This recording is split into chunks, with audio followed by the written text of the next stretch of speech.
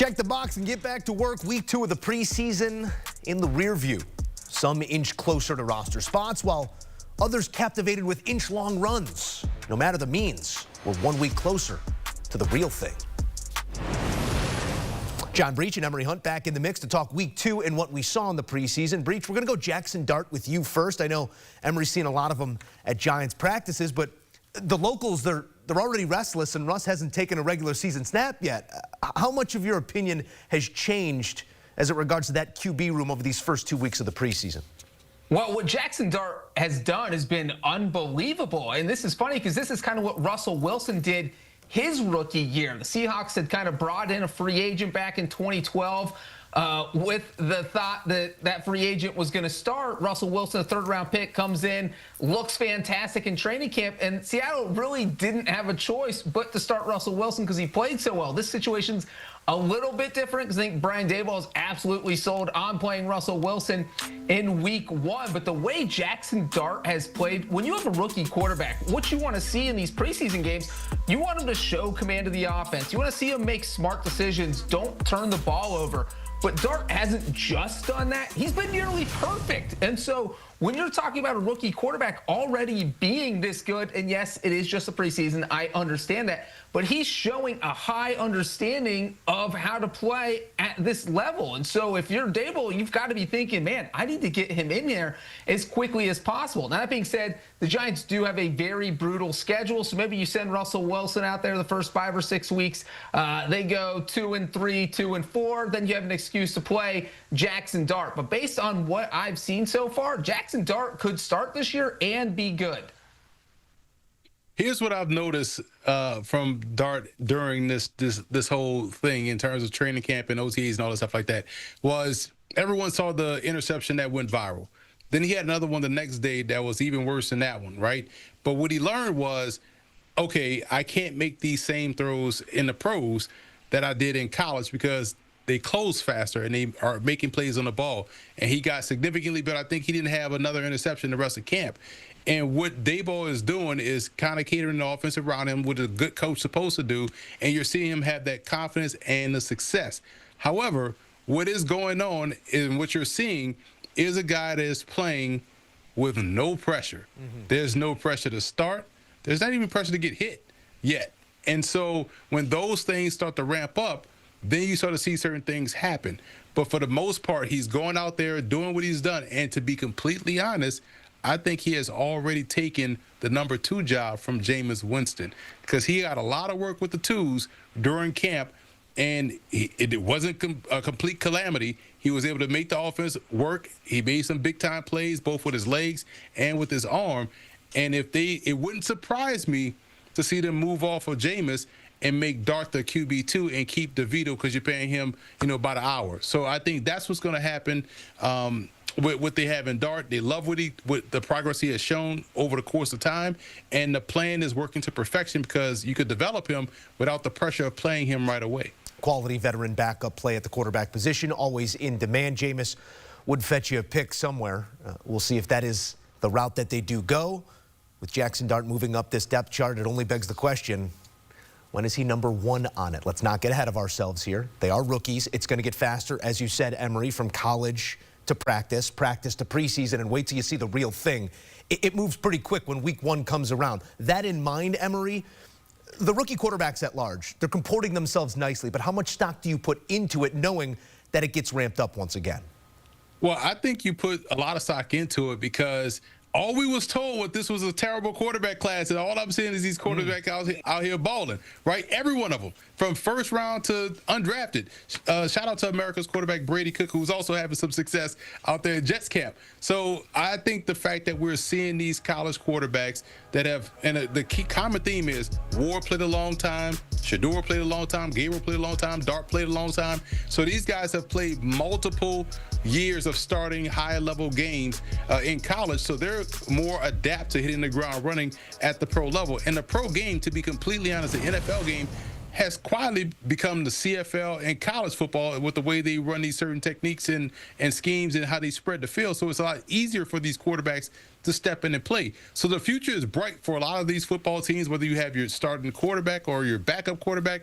A lot of these guys coming in now that have had 4+ years of experience are looking pretty doggone good. All right, Breech, let's talk softs, and I want to take you to Chicago. You know where I stand on the matter. Caleb Williams, in his first taste in this Ben Johnson offense, live action, that is, looked spectacular. 97 yards passing on a single drive that spanned 92 yards and ended in a touchdown to a new wide receiver.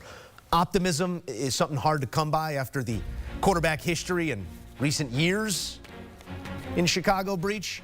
How optimistic are you feeling about this marriage between quarterback and head coach?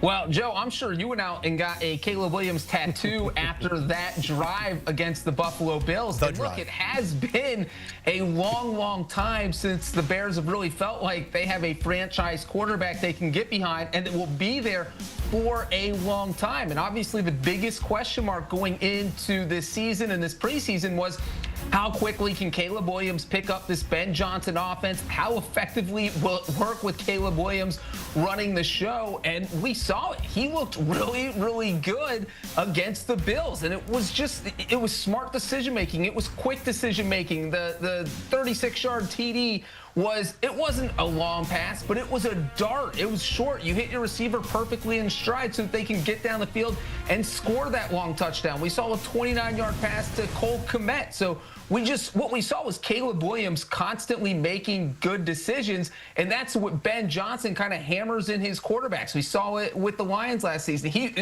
Every coach wants their quarterback to make good decisions, but Ben Johnson is just, hey, look, let's complete these passes. Let's make the smart decision here, and that's what we saw from Caleb Williams. This does not look like the Caleb Williams we saw last season. This looks like a rejuvenated Caleb Williams. I think the Bears offense can be much better than it was last season. And Joe, I don't want to get you too excited, but this team really feels like, and of course I'm saying this after watching one preseason game, but this feels like a team that could contend for a wild card spot. Breech, you want to know what I love? Thank you for asking. Play number 1. Ben Johnson schemes up a layup, a single read, tight end under, get the guy in rhythm. Everything fell into place from there. Also loved what I saw at 87. Luther Burden, an impact in both the run and the pass game. Emory Hunt, we've talked enough winners. Give me your biggest loser out of week 2 of preseason. Kenny Pickett, man, like, it's crazy because Kenny Pickett is supposed to be in this quarterback competition, yet we hadn't seen him play in a preseason game. Not that we need to see him play in a preseason game, because we saw him play 3 years in the NFL and has thrown, 15 touchdowns in those 3 years, and he was a starter. So because we saw Shedeur Sanders play, because we saw Dylan Gabriel play, and because they look like guys that have played 4+ years of college football, just like Kenny Pickett had when he came out of Pitt, he was a 5th-year guy. They look at worst like Kenny Pickett. So it begs the question, why do we need Kenny Pickett if we can get that from 2 young rookies that have played a lot of football? And I think that becomes a move piece for the Cleveland Browns. So because he has been injured due to the hamstring and all of those things, and why are you injuring your hamstring in 7-on-7 anyway? So that in and of itself is a concern. And you got these 2 rookies playing really well. Now you can find some assets if you're a Brown. If you're the Browns, like, hey, maybe we can get another back. Maybe we can get another receiver. The defensive backfield can use a little bit more depth there. Maybe you can move him to get that player. So I think this opens up options for the Browns, but it's definitely bad for Kenny Pickett. And I am going to go to the NFC with my loser. That is the Carolina Panthers. Any Panthers fans that had to sit through the preseason game over the weekend, I am sorry. Look, we saw Bryce Young end last season on a high note. He looked spectacular over the last few weeks of the 2024 season. So I think there was a lot of hope that the Panthers offense would kind of turn the corner and look really good this year. So far, that really hasn't been the case. They even said, hey, let's use our first-round pick on Tetaro McMillan. Let's bring in a #1 receiver so this offense can take that next step. Well, what has happened? The first-team offense has had Bryce Young has been out there for 4 possessions. They have gone 3 and out on 3 of those possessions. In their most recent game on Saturday, they had the ball twice. they finished with negative yardage. So this offense, they might be turning the corner, but they're turning the corner and going backwards, which is the opposite of what you want. And so I think there had been so much optimism in training camp about what this offense might be able to do now that Bryce Young was going to be more confident and Dave Canales had a year of being a head coach under his belt and they could take a leap to the next level. So far, it does not look like that's going to happen. Again, as I always say, it's just the preseason. I don't want to jump to any conclusions, but the Panthers have not looked good over the past 2 weeks. I love it. Presented with caveat. It's just the preseason, but fellas, we are one day closer. Thank you. The countdown is on. September 7th, you know where to be. It's the NFL on CBS and streaming on Paramount Plus. Season 66. The longest standing broadcast partner and the best in the business. Kicking things off from Lambeau.